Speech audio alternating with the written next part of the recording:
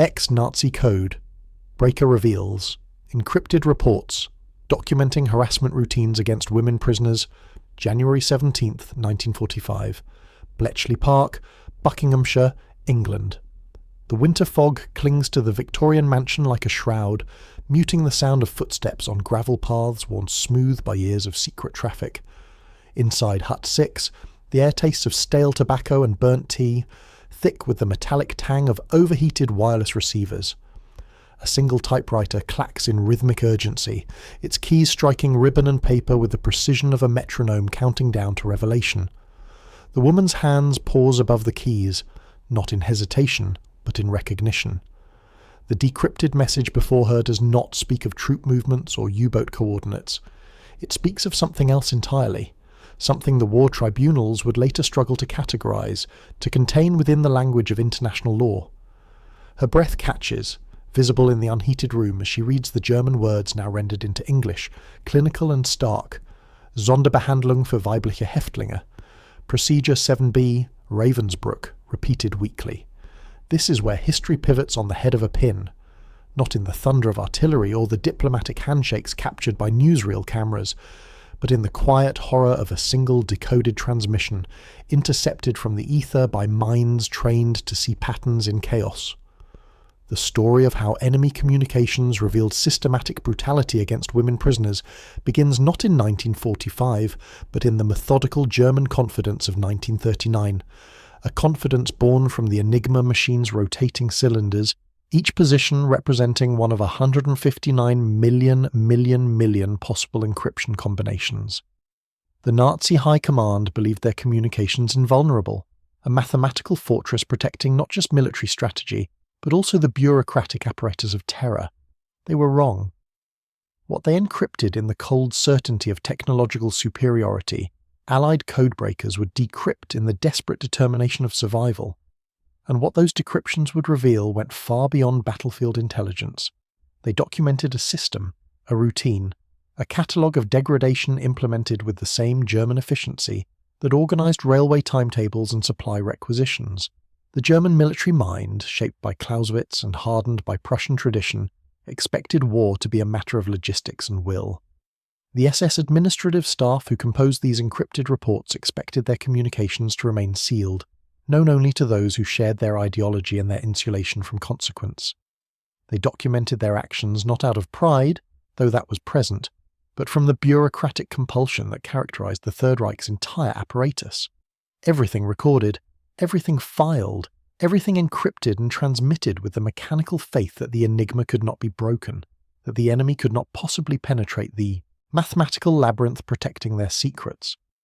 They were men who believed in systems, in protocols, in the invincibility of German engineering applied to the dark work of subjugation. What they actually experienced was exposure, total, irreversible exposure. By late 1944, Station X at Bletchley Park had evolved into a factory of revelation. 8,000 personnel worked in shifts around the clock, processing an average of 84,000 decrypted messages per month. The majority concerned military movements, panzer divisions repositioning, Kriegsmarine convoy routes, Luftwaffe sortie plans. These were the intercepts that shortened the war, that saved Allied lives, that Churchill would later call my secret weapon. But threaded through this torrent of tactical intelligence were other messages. Administrative traffic, SS communications between concentration camp commandants and Reich Security main office headquarters in Berlin. Logistical reports from camps like Ravensbrück, located 50 miles north of Berlin, the only major Nazi concentration camp designed specifically for women. The codebreakers were not soldiers. They were linguists, mathematicians, chess champions, crossword enthusiasts, minds selected for pattern recognition rather than physical courage. Many were women. They included Joan Clark, who worked alongside Alan Turing in Hut 8, and Margaret Rock, whose German fluency made her indispensable in translating decrypted Wehrmacht communications. When these translators encountered the administrative traffic from Ravensbrück and its subcamps, they found themselves reading documentation of systematic sexual violence, encrypted in the same cipher, used to protect invasion plans. The messages used bureaucratic euphemisms, Sonderbehandlung, special treatment, erhöhte Befragung, enhanced interrogation, Diszipliner-Maßnahmen, disciplinary measures. But the patterns were unmistakable. Weekly reports, numbered procedures, repeated protocols implemented against female prisoners designated by nationality, political affiliation, or religious identity. One decrypt, intercepted on November 3, 1944, and translated by a team in Hut 3, detailed what its author termed routine morale maintenance at a Ravensbrück subcamp in Uckermark. The message, transmitted from SS Hauptsturmführer Heinrich Peters to his superior in Oranienburg, reported implementation of Disciplinary Protocol 7b with 17 Polish political prisoners ages 19 to 34, repeated as scheduled on Tuesday-Thursday evenings per standing authorization October 1944.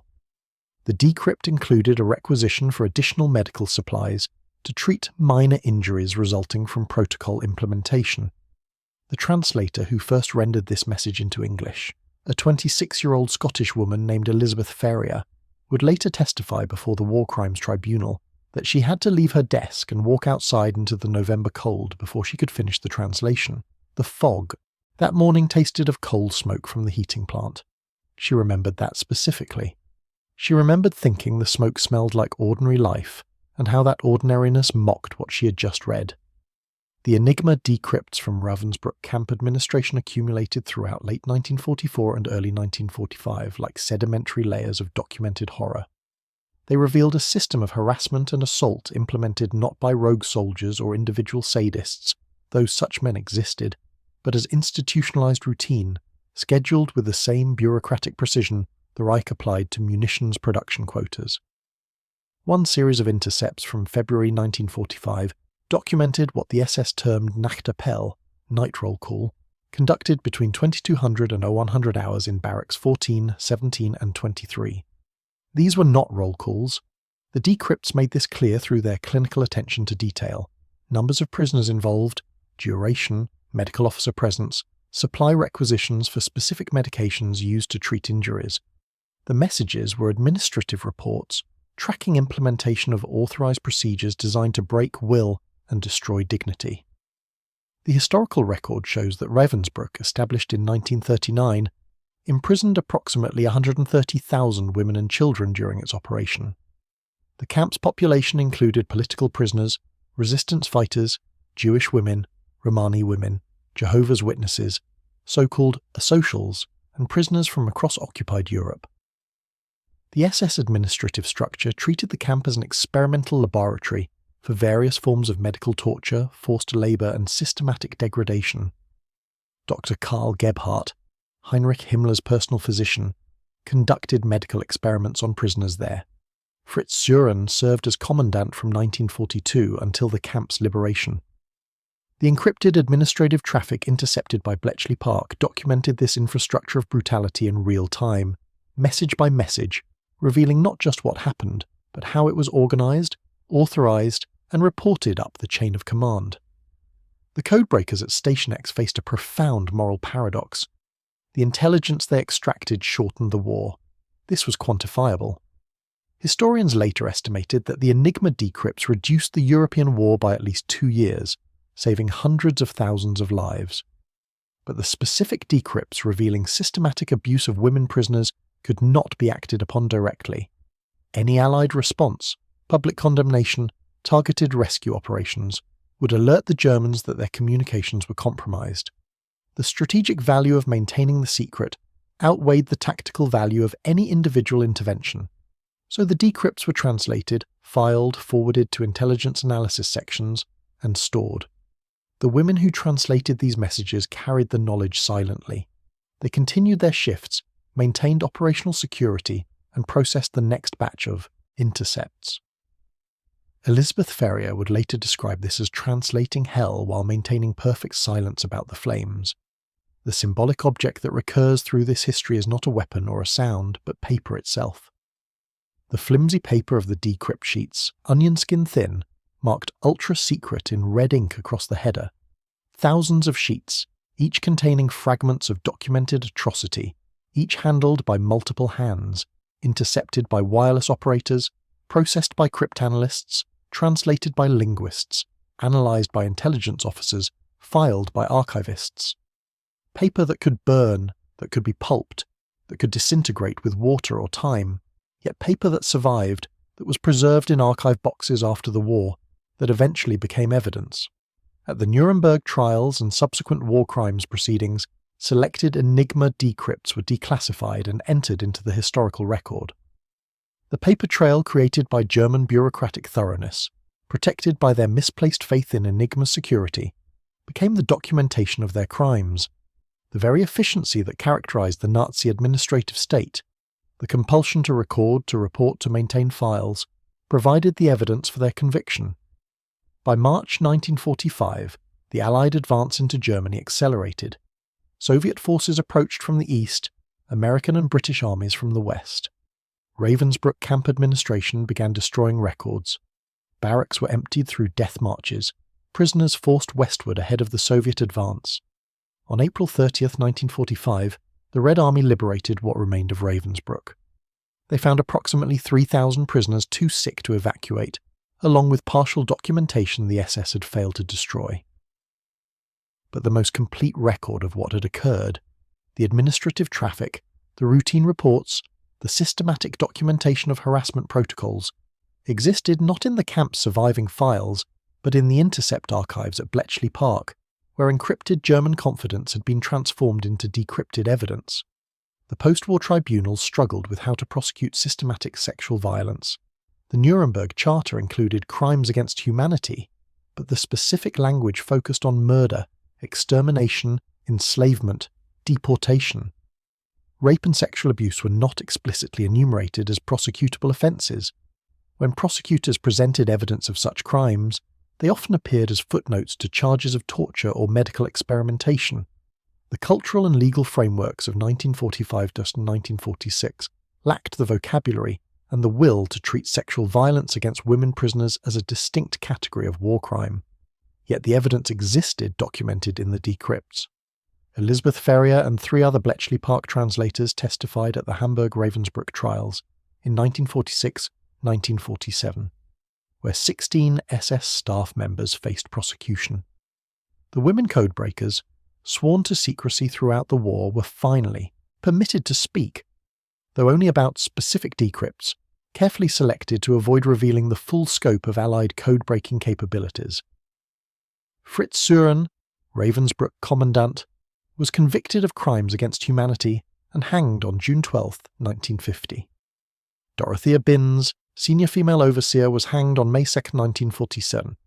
Heinrich Peters, whose encrypted report about routine morale maintenance had caused Elizabeth Ferrier to walk out into the November fog, was never found. He disappeared into the chaos of Germany's collapse and was never brought to trial. The administrative efficiency that had created such thorough documentation did not extend to post-war accountability. Many perpetrators evaded justice, protected by false identities, Allied disinterest in lower-ranking personnel, or the emerging Cold War politics that valued anti-communist credentials over war crimes prosecution. The women codebreakers returned to silence after their limited tribunal testimony. The Official Secrets Act bound them for decades. Elizabeth Ferrier returned to Scotland, worked as a schoolteacher, married, raised 2 children, and did not speak publicly about her wartime service until 1974, when the British government began selectively declassifying Bletchley Park operations. When she finally told her story, she focused not on the triumph of code-breaking, the narrative that dominated public accounts, but on the specific horror of translating documentation of systematic abuse while being prohibited from acting on that knowledge. "We broke their codes," she said in a 1983 interview with the Imperial War Museum, "but we couldn't break the cycle of what they were doing. We could only bear witness through translation. We became scribes of atrocity, recording in English what they recorded in German, both of us writing it down while it continued to happen. The transformation this history documents is not the transformation of German soldiers confronting American abundance. That is a different story, a narrative about POW camps and care packages and ideological reorientation. This transformation is darker and more subtle. It concerns how technological confidence becomes moral exposure, how the tools meant to ensure secrecy become instruments of revelation, how paper and ink and electromagnetic signals preserve what those in power wish to hide. The SS officers who composed those encrypted reports believed themselves protected by mathematics, insulated from accountability by the enigma's mechanical complexity. They were transformed from protected perpetrators into documented criminals by minds they never imagined. Women in unheated huts in England, translating their German certainty into English evidence. The larger truth this history illuminates is not about American abundance, but about the vulnerability of tyranny to its own record-keeping. Authoritarian systems document themselves. They cannot help it. The compulsion to control requires the compulsion to record. Every order written, every report filed, every communication transmitted creates evidence. If that communication can be intercepted, if that encryption can be broken, if those who receive the decrypted truth can bear to read it and remember. The women codebreakers at Bletchley Park did not stop the harassment routines implemented at Ravensbrück. They could not. But they preserved the evidence. They translated the German bureaucratic language of euphemism into English documentation of fact. They ensured that when the moment for accountability came, however inadequate that accountability proved to be, the record existed. In the decades after the war, as archives slowly opened and official secrecy gradually eroded, historians gained access to the decrypt files. What they found was a shadow history of the Holocaust and the concentration camp system, told not through survivor testimony or post-liberation investigation, but through the real-time administrative communications of the perpetrators themselves, captured in the act of reporting their crimes. These decrypts revealed the systematic nature of Nazi brutality, with a clarity that personal testimony, subject to trauma, memory, and cross-examination, could not always provide. The encrypted reports showed authorization chains, established that protocols came from higher command, documented the routine nature of atrocities that perpetrators later claimed were isolated incidents or individual initiatives. The Ravensbrück decrypts specifically demonstrated that harassment and sexual violence against women prisoners were not aberrations but implemented procedures conducted on schedules, reported through official channels, and supplied through requisition systems. This documentation contradicted post-war defense claims that such abuses were unauthorized or unknown to commanding officers. The paper trail, preserved in duplicate, once in the SS files that survived destruction, once in the Intercept archives at Bletchley Park, established systemic responsibility. It showed that what happened in the barracks at night was reported to headquarters in the morning, encrypted and transmitted with the same technological sophistication as battlefield orders.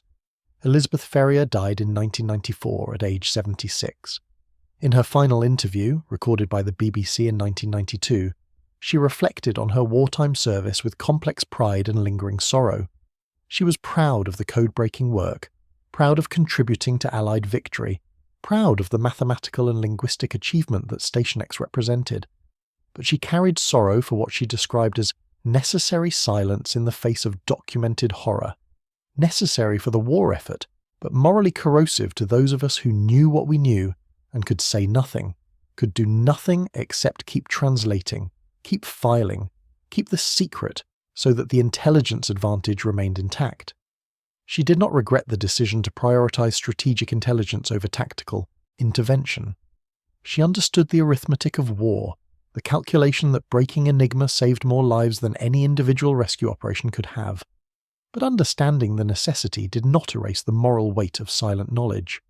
The historical parallel is not perfect, but it is present. Just as Allied soldiers who liberated concentration camps carried the trauma of what they witnessed, the codebreakers who translated the encrypted documentation of those camps carried the trauma of what they read. One group saw the aftermath, the other read the real-time reports. Both forms of knowledge left marks. Both required the witness to continue functioning, to secure the camp, to file the decrypt, while processing the reality of systematic human cruelty implemented with industrial precision. The fog at Bletchley Park that January morning in 1945 eventually burned off as the pale sun rose higher. Elizabeth Ferrier returned to her desk, finished translating the decrypt about routine morale maintenance, and placed it in the secure filing tray for forwarding to intelligence analysis. She began work on the next intercept. Outside, the war continued. In Ravensbrück, 500 miles east, the routine continued. At Station X, the typewriters continued their steady clatter, keys striking paper, transforming German secrets into English evidence, preserving the record that would survive the war and the perpetrators and the initial silence, waiting for the moment when history was ready to read what had been written in the intersection of encryption and revelation. This is what the Nazi codebreakers, the creators of Enigma, the engineers of German cryptographic confidence, never anticipated. They built a machine to hide truth. What they actually created was a machine to preserve truth in a different form, one that could be extracted by minds they underestimated, translated by women they dismissed, and filed away in archives that would outlast the Reich. They encrypted their crimes to protect themselves from contemporary accountability.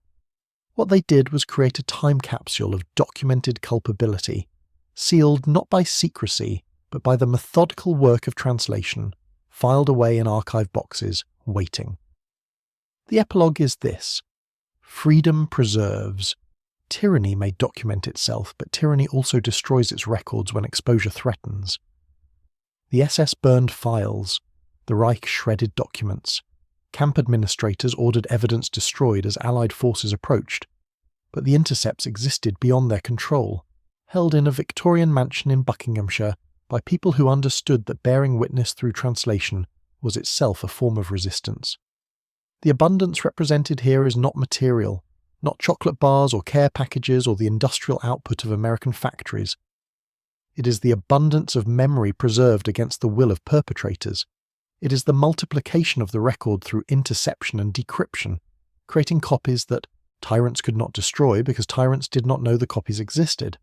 The symbolic paper, those flimsy decrypt sheets marked ultra-secret, represented a fundamental asymmetry in the moral architecture of the war.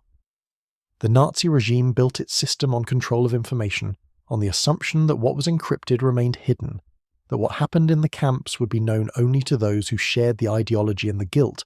They were wrong. The papers accumulated, the translations mounted. The files grew thick with documented atrocity, preserved by people who had remained silent during the war, but who ensured that history would eventually speak. Not loudly enough. The post-war trials were inadequate. Many perpetrators escaped justice, and the specific prosecution of sexual violence as a distinct war crime would not develop until the Yugoslav and Rwanda tribunals of the 1990s. But the record existed. The paper survived. In 2025, 80 years after Elizabeth Ferrier translated that decrypt about routine procedures in Ravensbrück Barracks 14, 17 and 23, the files remain accessible at the National Archives in Kew, available to historians who continue to extract meaning from the intersection of German administrative thoroughness and Allied cryptographic genius. The decrypts are now digitized, searchable, preserved in formats that will outlast the paper they were first typed on. The harassment routines documented in those encrypted reports can now be studied, analysed, integrated into the historical record of what the Nazi camp system was and how it functioned. The silence Elizabeth Ferrier maintained during the war and for decades after has been replaced by documentation available to anyone with the will to read it and the strength to confront what it reveals. This is the larger truth. Ideologies built on domination and secrecy cannot fully control their own documentation. They can encrypt, but encryption can be broken. They can use euphemisms, but euphemisms can be translated. They can order destruction of evidence, but evidence preserved beyond their reach survives their orders. The women codebreakers at Bletchley Park did not intend to create a moral lesson about the vulnerability of tyranny to its own record-keeping. They were doing their jobs, intercepting, decrypting, translating, filing. But the accumulated result of that work was a demonstration that secrecy, even when protected by sophisticated technology, cannot ultimately hide systematic crime from those with the skill and determination to extract truth from encrypted lies. The fog rises every winter morning at Bletchley Park. The Victorian mansion still stands, now a museum. Hut 6 has been reconstructed, its desks and typewriters arranged as they were when Elizabeth Ferrier sat translating German confidence into English evidence. Visitors walk through the space where history pivoted on decrypted messages, where the arithmetic of war demanded silence about documented horror, where young women carried knowledge they could not share and filed papers that would outlast the Reich and the war and the decades of official secrecy. The typewriter in the display case is silent now, but the papers it produced, preserved, declassified, digitized, continue to speak, bearing witness in the only language that ultimately matters. The the documented truth of what was done, who authorised it, and who ensured that the record survived.